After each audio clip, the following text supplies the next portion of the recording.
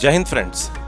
भारत में लोगों के पास निवेश के कई विकल्प उपलब्ध हैं, लेकिन सोने में निवेश को सबसे बेहतरीन विकल्पों में से एक माना जाता है। अधिकतर लोग सोना रिटर्न के लिए नहीं बल्कि सोना सुरक्षा के लिहाज से खरीदते हैं। माना जाता है कि सोना और स्टॉक दोनों एक दूसरे से विपरीत दिशा में चलते हैं।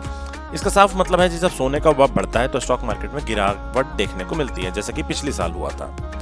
ऐसे में जब शेयर बाजार में बिकवाली का दौर चल रहा हो तो सोना आपके लिए फायदे का सौदा साबित हो सकता है। साथ ही इससे पोर्टफोलियो के विस्तार करने में भी मदद मिलती है, यानी कि आपको डाइवर्सिफाई करने के लिए भी बहुत हेल्पफुल रहता है। हालांकि पोर्टफोलियो में सोने की हिस्सेदारी को कितना रखना है, इसको लेकर कई तरह की राय रही है। तो ये जोखिम उठाने की क्षमता, उम्र, लिक्विडिटी की जरूरत, निवेश की अवधि, इनकम और रिटर्न की उम्मीद जैसे कई फैक्टर्स पर निर्भर करता है। कम जोखिम उठाने वाले व्यक्ति अपने पोर्टफोलियो को ज्यादा डाइवर्सिफाई रखता है। ऐसे लोग उन विकल्पों में निवेश करने पर विशेष ध्यान देते हैं जो शेयर बाजार के उल्टे दिशा में चलते हैं। ऐसे व्यक्ति सोने में 15 से 30% तक का निवेश करते हैं। दूसरी ओर अधिक जोखिम की क्षमता रखने वाले लोग अधिकतम 15% तक ही निवेश करना पसंद करते हैं। तो कैसे करें दोस्तों सोने में निवेश? तो सोने में निवेश करने के लिए आपके पास कई सारे तरीके हैं। सबसे पहले हम इन्हीं विकल्पों के बारे में बात करते हैं। पहला आता है गोल्ड म्यूचुअल फंड्स। ये वो फंड्स हैं जो गोल्ड में निवेश करने वाले ETFs में निवेश करते हैं। आमतौर पर इसमें निवेश का खर्च बहुत ही कम होता है। यह करीब 0.10 to 0.20% ही होता है। यह एक तरह के ओपन फंड्स होते हैं जिसमें अगर आप 1 साल से पहले निकलते हैं तो रकम की 1% तक आपको पेनल्टी के तौर पे देनी पड़ती है। हालांकि कुछ गोल्ड म्यूचुअल फंड ऐसे भी होते हैं जिनका एग्जिट लोड 15 दिन का ही होता है, जैसे Nippon India gold saving fund इनमें से एक है। दूसरा ऑप्शन है दोस्तों डिजिटल गोल्ड। तो डिजिटल गोल्ड में निवेश करने का सबसे बड़ा फायदा यह है कि इसमें कम से कम मात्रा में भी आप खरीदा जा सकता है। आप जब चाहें तब लाइव मार्केट में अपने गोल्ड की बिक्री कर कमा सकते हैं। कुछ प्लेटफॉर्म तो गोल्ड की फिजिकल डिलीवरी भी देते हैं।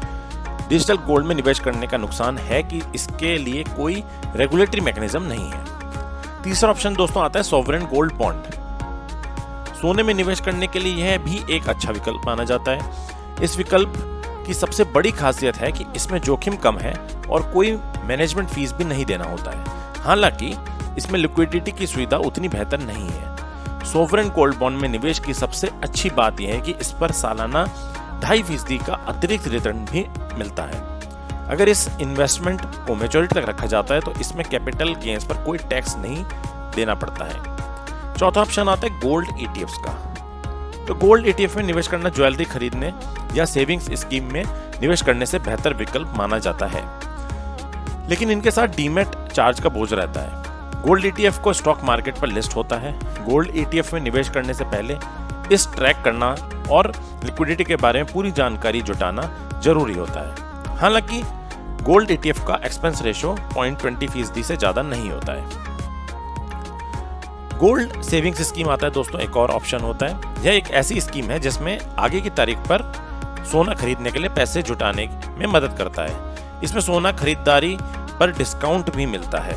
यह स्कीम उन लोगों के लिए सबसे बेहतर है जो सोने में निवेश तो करना चाहते हैं लेकिन उनके पास कम पैसे हैं। निवेश के जरिए से कई ऐसे विकल्प हैं जिनका एक्सपेंस रेशो बेहद कम है। छठा ऑप्शन आता है दोस्तों, काफी कॉमन है, ज्वेलरी का। तो जानकारों का कहना है कि निवेश के जरिए से कभी भी सोने में निवेश नहीं करना चाहिए। दरअसल ज्वेलरी पर अच्छा खासा मेकिंग चार्ज देना पड़ता है। इसके अलावा इस पर GST भी दे होता है। ये दोनों मिलाकर 25% तक पहुंच सकता है। हालांकि ज्वेलरी की लिक्विडिटी सबसे ज्यादा होती है, लेकिन इसके चोरी होने का भी डर सबसे ज्यादा होता है। लास्ट ऑप्शन दोस्तों आता है गोल्ड बार या फिर सिक्के। अगर कोई व्यक्ति फिजिकल गोल्ड में निवेश करना चाहता है तो गोल्ड बार या कॉइन उनके लिए बहुत अच्छा विकल्प बन सकते हैं। इस पर 3% GST और मेकिंग चार्ज देना होता है। गोल्ड बार और कॉइन पर ज्वेलरी की तुलना में बहुत ही दोस्तों कम होता है। अब दोस्तों बात करेंगे क्या है सोने पर टैक्स देने की व्यवस्था। तो दोस्तों बिक्री के समय अगर सोवरेन गोल्ड बॉन्ड को मैच्योरिटी तक रखा जाता है तो इस पर कोई कैपिटल गेन टैक्स नहीं देना होता है, जबकि अन्य सभी गोल्ड इन्वेस्टमेंट पर कैपिटल गेन टैक्स देना होता है। डेट इंस्ट्रूमेंट्स की तरह ही गोल्ड निवेश पर कैपिटल गेन्स टैक्स लगता है। गोल्ड निवेश से बाहर निकलने पर निवेशक की जो कमाई होती है उसी रकम पर कैपिटल गेन्स टैक्स देना होता है। खरीदते समय फरवरी माह के बजट में जो वित्त मंत्री फाइनेंस मिनिस्टर ने ऐलान किया था कि सोने पर आयात शुल्क को घटाकर 7.5% किया जा रहा है। पिछले टैक्स व्यवस्था की तुलना में यह कम है।